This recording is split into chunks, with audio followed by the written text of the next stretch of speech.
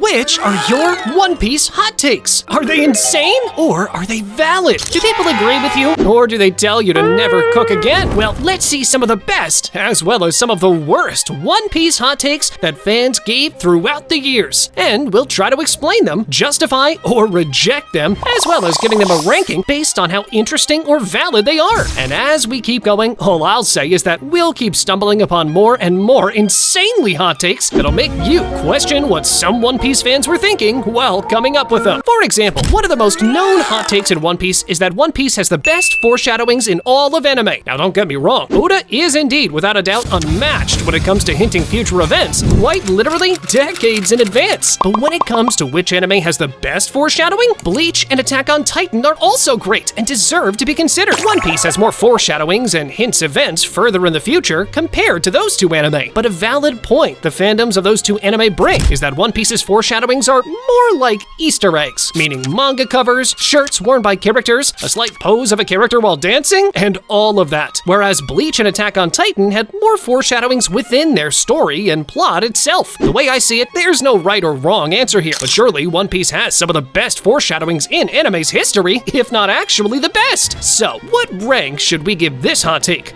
Since this is highly debatable and quite honestly a matter of opinion in terms of what each person prefers, I think that I'll be giving this hot take a C. Now, for each hot take, we will be giving it a rank, with A being a hot take we agree with a lot, B somewhat agree with, C debatable, D somewhat disagree, and E being a hot take we completely disagree with. So before we continue, like this video, subscribe to the channel, and let's keep going. At number 2, we have a hot take that I 100% agree with. You see, this hot take, or let's say more of a theory to be honest, states that Brook will be dead before the end of One Piece. And this is why. Brook is already dead. I mean, this hot take, I give it 100% an A. It couldn't get any truer than that. But speaking of Brook, let's now present an actual hot take that we seriously need to talk about. You see, this hot take states that Brook's Devil Fruit Awakening might actually ruin One Piece if not executed properly. Here, I would have to say that yes, I completely agree. I mean, if his awakened Devil Fruit's ability is to bring back the dead with no limitations whatsoever, then all stakes meant nothing so far in the show. And in that case, yeah, this could potentially ruin One Piece. We'd give this hot take an A as well. Next hot take in our list. Sleep is more important than what you think. Well, that's not really a hot take, as it's been proven time and time again by scientists. And that's why you need to get your own sleep mask from Manta Sleep. I did, and well, I can't recommend them enough. I mean, with Manta Sleep, you fall asleep faster, you have more energy throughout the day, you eliminate stress, and overall, you become a changed person. No matter what your goals in life are, sleep plays a major role in you achieving them. It helps you build muscle easier, lose weight, be more alert on your school or job, and even happier, as a good sleep regulates your system's hormones. And for a limited time only, you can take advantage of their great Black Friday and Cyber Monday deals. Discounts, mystery boxes, or even free journals are all part of Manta Sleep's great holiday offers. Adjustable, easy to use, comfortable. These masks literally tick all boxes for a better sleep. Check Manta Sleep by clicking the link in the description down below and use code Akagami to get 10% off your order. So, what are you waiting for? Improve your sleep today by buying sleep masks from Manta Sleep. But now, let's get back to our video. On to the next hot take, which states the following. Luffy becoming the Pirate King will be the biggest event that ever happened in the anime world. Okay, hear me out on this one. One Piece broke so many records, I don't think any anime has ever or will ever do something like that. And the fact that Luffy becoming the Pirate King has been building up for so many decades, and will probably close 3 decades by the time Luffy actually becomes the Pirate King, I am 100% sure that when this happens, the internet will not stop talking about it. It'll literally be everywhere. Even if you're not a One Piece watcher, heck, even if you're not an anime watcher in general, heck, even if you don't have access to internet, you will hear and see people discussing it. It'll definitely be a global phenomenon, but will it be the biggest event that's ever happened in the anime world? I mean, it would have to compete with events like Goku becoming Super Saiyan or going Ultra Instinct, which are the first thing that comes to my mind when someone mentions the biggest anime event. But being fully honest, I do think that, yeah, when Luffy actually becomes the Pirate King, it will indeed be the biggest event that ever happened in the anime world. Since some people might disagree though, and since this is a matter of opinion, I'll be giving this a B rather than an A. Which brings us to our next hot take, saying the following. One Piece is too long. I mean, it has over 1,000 episodes, right? Okay, this is a take most anime fans give when asked to watch One Piece, but don't want to. But at the same time, they also watch Naruto, which is, quote, only 720 episodes long. For this, all I'll say is that, believe me, One Piece is not long enough. Once you start it, you cannot stop it, and you will wish it had more episodes to watch. So, I give this take a D. Moving on to the following take, saying the following: Nami does anything for money. Okay, I think this take kinda takes things to a different path that, yeah, maybe we shouldn't be going there. Those who get it, get it. But do I agree with the take? After all, I do need to rank it. Well, I'm not gonna justify my opinion, but let's just give this a B. Okay, but on serious hot takes now. Who is stronger, Mihawk or Shanks? Well, no matter what the correct answer is, if there's even a correct answer to begin with, the Mihawk versus Shanks debate has been going on for literally decades. As a result, both takes saying Mihawk is stronger than Shanks, as well as the opposite saying that Shanks is stronger than Mihawk, are both as hot as it gets. The main reason for that was because each of the opposing fan bases supports their choice as the strongest among the two. One says that Mihawk is the strongest swordsman, and since Shanks uses a sword as well, this makes him stronger than Shanks, while Shanks fans state that his sword is just a secondary weapon, and that with his haki, Shanks can defeat Mihawk. By the way, you can tell us in the comments down below who you think is stronger, Mihawk or Shanks. But nonetheless, we now need to rank this hot take, right? Well, in my opinion, I'll give it a C, because in reality, this one is as debatable as it gets. On to the 8th hot take. How would you feel if someone said the following in your face? Doflamingo did not do anything wrong. Yeah, free my boy Dofi. He was just feeling a bit silly. He ain't done nothing wrong. I mean, yeah, he did do a few things wrong in my opinion. I mean, sure, nothing too serious. Only sexual assault, multiple homicides, imposing slavery on an entire country, display of illegal matches in the Coliseum, tyranny, forming of criminal organizations, illegal gun manufacturing and distribution, illegal substance manufacturing and distribution, and aggravated physical assault on numerous occasions. But yeah, I suppose nothing too insane. You know, some chill things everyone does when they have an extra drink or two. Just cut my boy some slack.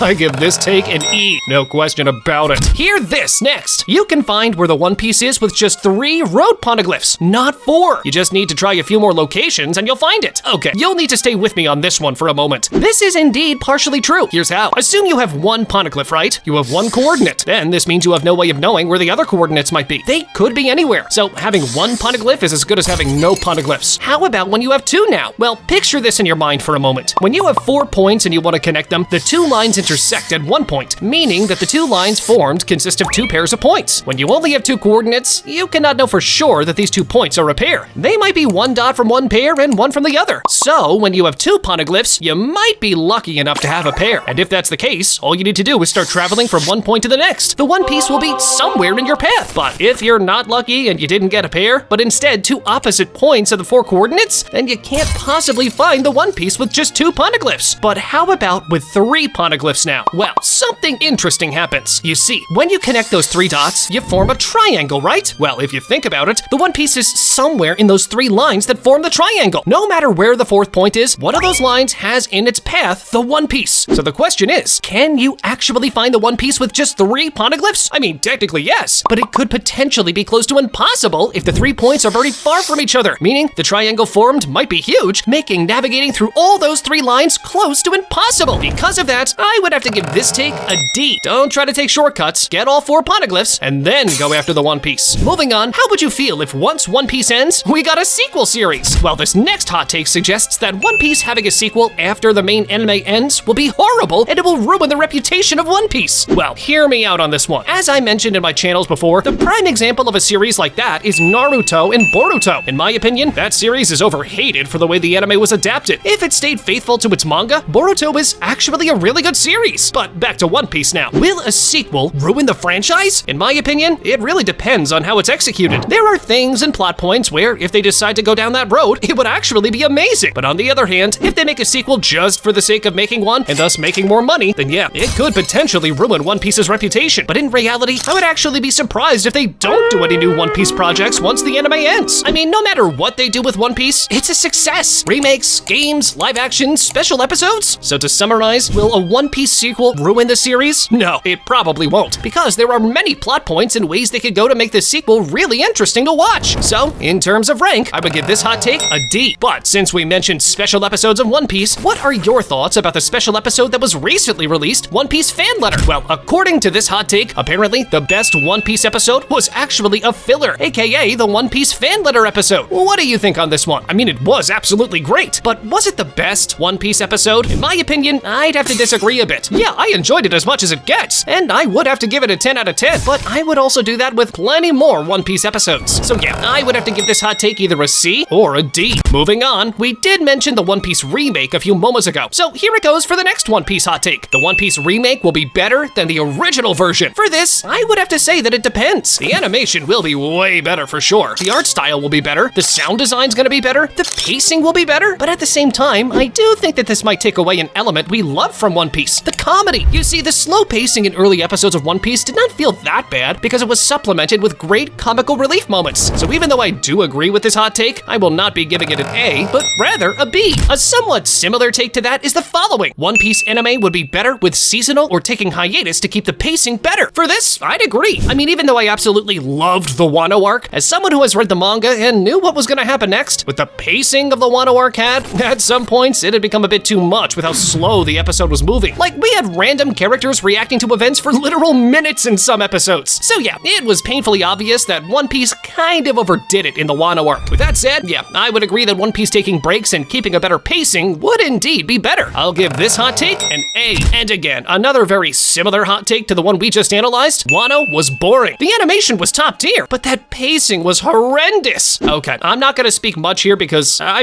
just analyzed what I think on that. Wano was in no way boring. The pacing was indeed bad, but the overall arc was absolutely great. So, in terms of rank, I'll be giving this take an E. Next take, half of One Piece females look exactly the same with just different hair. Okay, some might be similar, yeah, but overall, this is not the case for most of the One Piece females. Shirahoshi, Nami, Rebecca, and Vivi, yeah, they all look pretty similar, but this is due to the artist's art style. Have you seen other anime? Well, if you go on Jujutsu Kaisen, for example, and you add Toji's hairstyle on Todo, you've got Toji. The same goes with Megumi. Or if you do the same thing in Dragon Ball, once again, you get the same thing. When you change the hairstyle of characters, you get different characters. It's something that happens quite often in the anime and manga world. But back to the One Piece hot take saying that half the One Piece girls look the same, I'd completely disagree with that. So, I gotta give this one an E. Up next, One Piece should have more choreography in its fight scenes. For this, I absolutely agree. The One Piece animation has gone absolutely insane lately, producing some of the most visually stunning episodes and fight scenes I've ever seen. However, the one thing missing from most fight scenes is the top-tier choreography you see in anime like Naruto. So for rank, I'd have to give this hot take an A. But since we mentioned the Naruto anime, let's mention this next hot take as well. Luffy solos the Naruto-verse. Okay, here, I'm not gonna get into it because, to be honest, I do think that doing this cross-anime debate and power scaling gets overly tricky most of the time, since one special ability of one anime could counter everything of the other and vice versa. So I would have to give this a D. Not because it might not be true, it might or might not be, I don't know. I just give this rank because it's way too difficult, if not impossible, to tell for certain. But back to One Piece power level hot takes. Sanji has at no point in time been as strong as Zoro.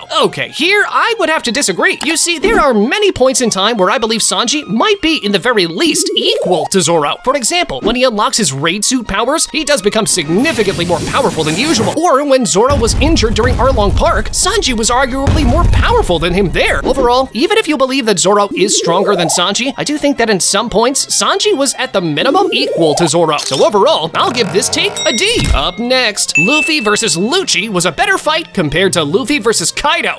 Now that is definitely something we need to discuss a bit. I mean, when it comes to emotional impact, I really get chills running down my spine whenever I rewatch the Lucci versus Luffy fight. But again, the Luffy versus Kaido was also really chilling, but from a different point of view. If you ask me which one is my favorite, I'd personally say the Luffy versus Lucci one. But again, this is purely a matter of opinion. So overall, I'd have to give this a C. But speaking of Kaido, hear this one next. Kaido is not a well-written antagonist. Okay, look, some other One Piece or even anime villains in general might be more interesting and even well-written, but Kaido is definitely well-written as well. He's just a character that stands on the top of his category, trying to find someone to give him a good fight. In many ways, he's similar to Luffy, in the sense that he acknowledges the strong and actually enjoys a good opponent when he finds him. He is evil and has his ways of achieving his goals, but overall, I'd have to disagree with this take, so I'll be giving it a D. Now, this was just 20 hot takes, meaning we're not even halfway through our video. The next 25 might be even crazier, more interesting, and more debatable than the previous ones. So, here we go! The next hot take. Luffy's Snake Man transformation is Luffy's most visually appealing, badass transformation. Okay, the only transformation that I think can maybe compete with the design of 4th Gear Snake Man is 5th Gear. Every other gear Luffy has is pretty goofy, to be honest, or just not as badass as Snake Man. So between 5th Gear and Snake Man, which one is better in terms of design? In my opinion, yeah, Snake Man is more visually stunning. 5th Gear was obviously stronger and more impactful in the story, but at the same time, we're now speaking strictly about design. And I don't know, maybe I'm biased on this since I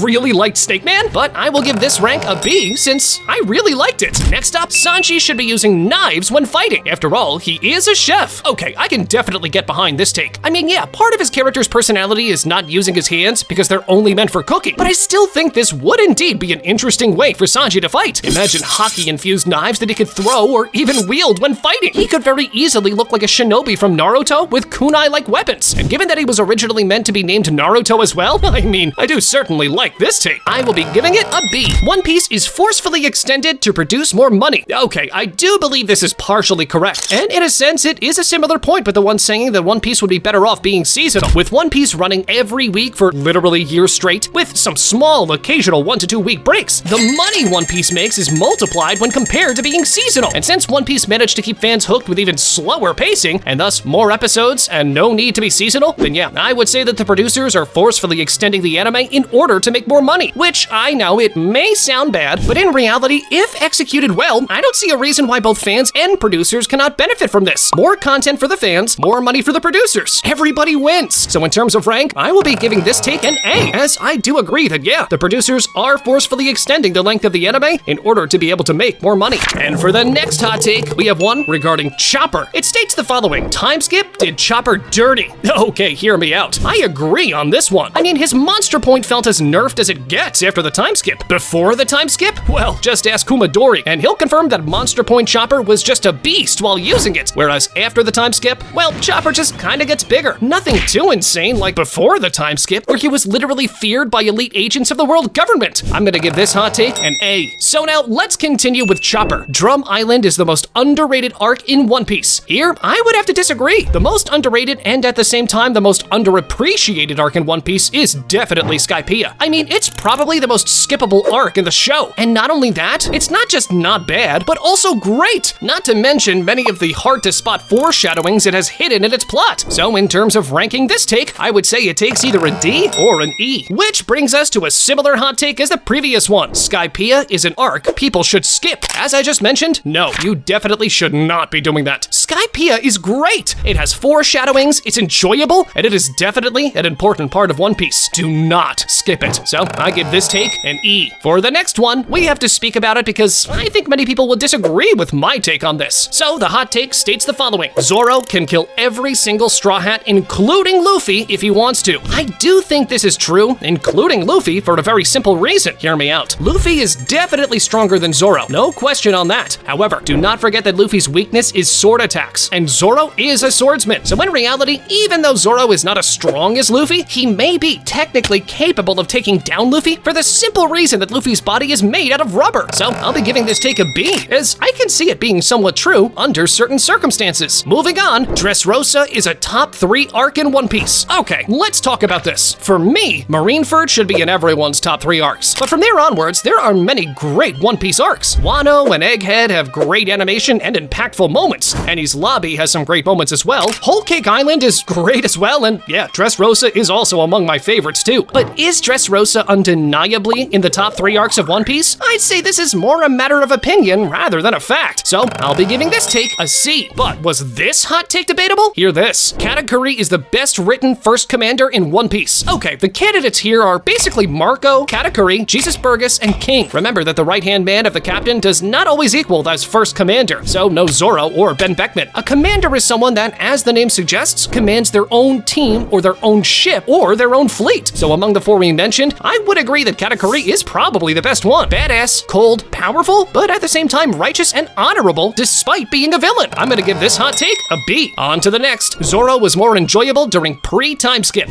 Okay, there is some truth behind this in the following sense. Before the time skip, Zoro was seen more funny, chill, and generally had more laid-back moments in comparison with the all-the-time serious and badass version of Zoro post-time skip. We do get more cold and badass moments from him post-time skip, but not as many funny moments from him anymore. I will give this take a C, since it depends on how each person sees it. Moving on, Oda's no killing rule limits the stakes.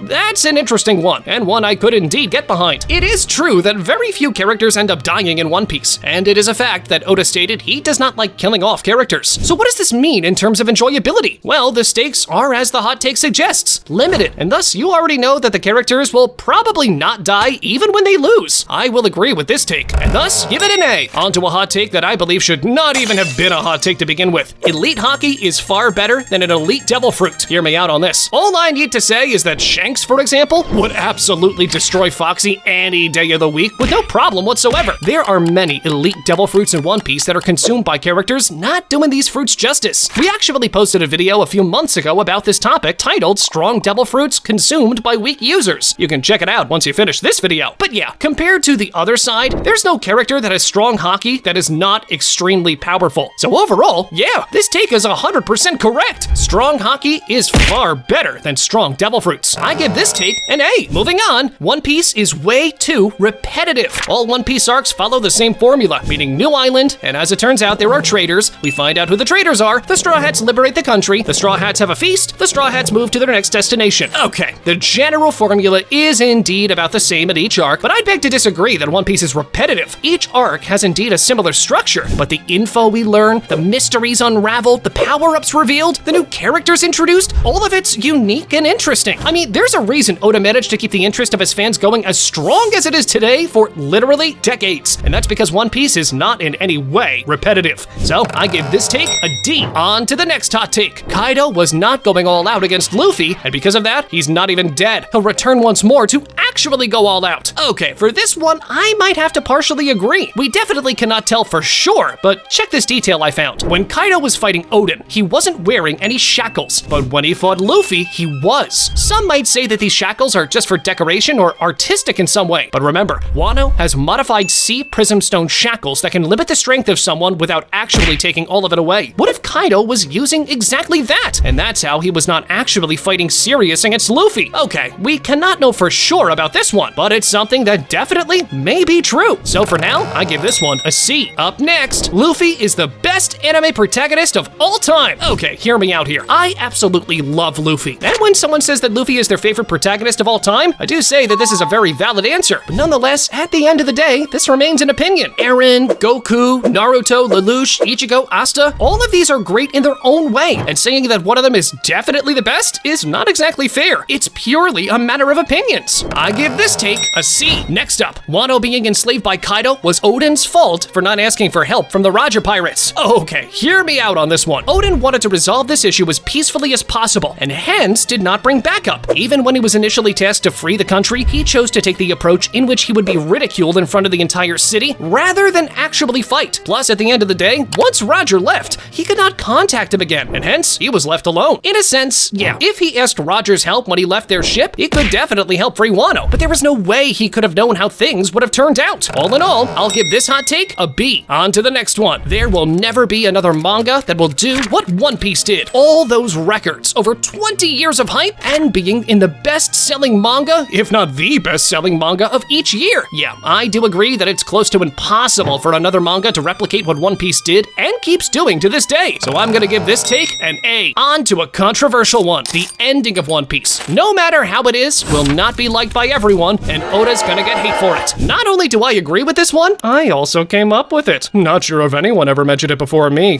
So what do I mean by that? Well, the question of what the One Piece is has been building up for literally decades. It's been the biggest mystery in all of anime's history. Heck, in all the fiction's history. This insane hype makes it that, as a result, no matter what Oda does, some fans are gonna be like, is that it? I waited all these years for this? No matter if the ending is a masterpiece, Oda will definitely, unfortunately, get hate for it. Oh well, since this is my own hot take, I'll naturally give this one an A. Next one, Luffy is gay. He has Boa Hancock simping for him, and he doesn't seem to care, so he must be gay, right? Well, on this one, I can very easily disprove it, as Oda himself was asked this question, and he answered that Luffy is straight. He just doesn't care about relationships for the time being. So overall, this hot take is ranked with an E. On to the 40th one. Big Mom does not care about her children in the slightest. They are all just weapons to her. Well, for that, I would say that this may be what it looks like on the outside, but I do believe that she does care about her children. She just puts her personal ambitions on top. I would give this a C, to be honest, as it's very much debatable. How about a hot take about Lord Buggy next? Hear this, Buggy is weak, and he just got lucky up to this point. I mean, he definitely got lucky to get to the point he's in right now, but I wouldn't call him weak exactly. He is definitely the weakest Yonko we know, that's for sure, but he's still not all that weak. Overall, I'll be giving this take a B. Next up, Sabo is just a replacement for Ace.